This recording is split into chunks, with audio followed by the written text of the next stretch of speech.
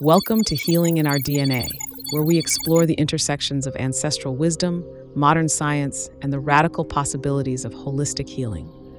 I'm your host, Chante Wilkins, and today's episode is a love letter to our lineage, a journey into how sound, genetics, and spirit converge to heal what history tried to break. Before we dive in, I want to briefly explain a little bit about myself. I am of American descendant of slaves, ADOS, and Cherokee lineage. I'm a positive psychology and neuroscience student at the University of Pennsylvania, a member of the Black Psychiatrists of America, and part of the ADOS Advocacy Foundation, a grassroots organization focused on reparations and a transformative Black agenda. I'm a mother, wife, entrepreneur, and activist who returned to college with a dream to create a genetics firm that uses AI to diagnose and treat generational trauma. I believe this positive passion is more than a goal. It's my life's purpose and duty to my people, lineage, and culture. Let's begin with a breakthrough.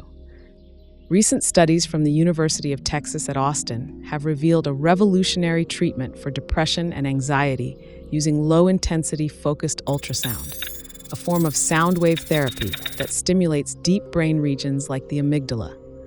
This non-invasive technique modulates emotional centers without surgery or medication, offering rapid relief for mood disorders. In clinical trials, participants received daily ultrasound sessions for 3 weeks. The result? Significant reductions in symptoms of depression, anxiety, and PTSD. This is the first time we've been able to directly modulate deep brain activity without invasive procedures, a bold new frontier in psychiatric care. Now imagine this.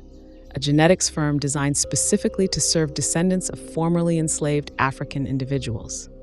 Using advanced AI, we would develop an algorithm that identifies genetic markers linked to ancestral trauma and resilience, markers that have been passed down through generations. This algorithm wouldn't just trace lineage, it would unlock healing. By aligning these markers with emerging therapies like sound wave neuromodulation, we could personalize treatments for depression, anxiety, and other trauma-related conditions. This approach recognizes that mental health in the African American community is not just social or environmental. It's genetic, historical, and spiritual. This firm would be the first of its kind to treat trauma holistically and minimally invasively, or as we say, healing the body and mind without destroying the temple. Long before neuroscience caught up, our ancestors knew the power of sound. In African cultures, music has always been more than entertainment. It's medicine, mythology, and memory. From the rhythmic pulse of the djembe in West Africa to the melodic mbira in Zimbabwe, sound has been used to invoke ancestors, guide healing rituals, and restore emotional balance. Songs were, and still are, a bridge to the divine. They carry stories, values, and spiritual codes. In Zulu traditions, harmonious vocal choruses are sung to celebrate life and honor those who came before. These melodies are not just cultural, they're cellular. They live in us. So when we talk about healing through sound, we're not just talking about technology. We're talking about returning to what our ancestors already knew. This work is not just about healing the past, it's about protecting our future. In 2022, the Ring the Alarm report sounded a devastating call. Suicide rates among Black youth are rising faster than any other racial or ethnic group in the United States.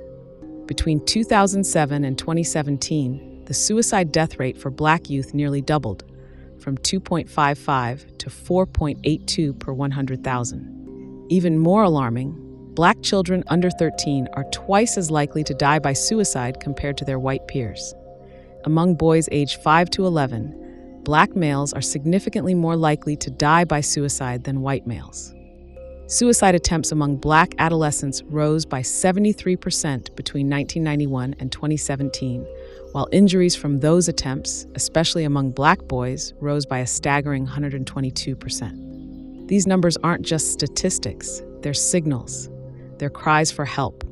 They're proof that our youth are carrying burdens too heavy for their age, too silent for their schools, and too often ignored by systems not built for their healing. This is why our work matters.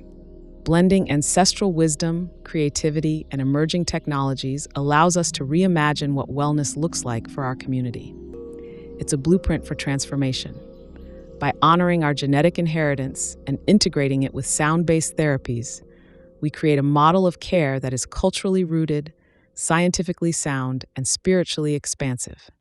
Imagine a world where trauma isn't just managed, it's metabolized, where healing is personalized, affirming, and rooted in justice, where our stories, our rhythms, and our DNA are treated as sacred data. This is the future we're building, and it begins with remembering. If this episode resonated with you, I invite you to join the conversation.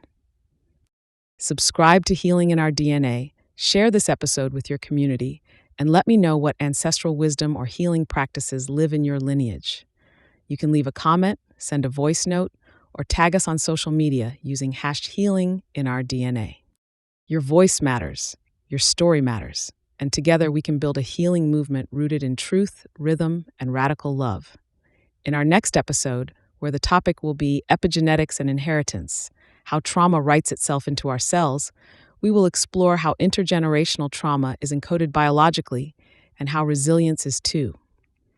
We will break down key epigenetic studies in an accessible language, share personal stories that reflect inherited emotional patterns, and introduce healing rituals that may help rewrite cellular memory. Until next time, remember, healing is not a trend, it's our inheritance.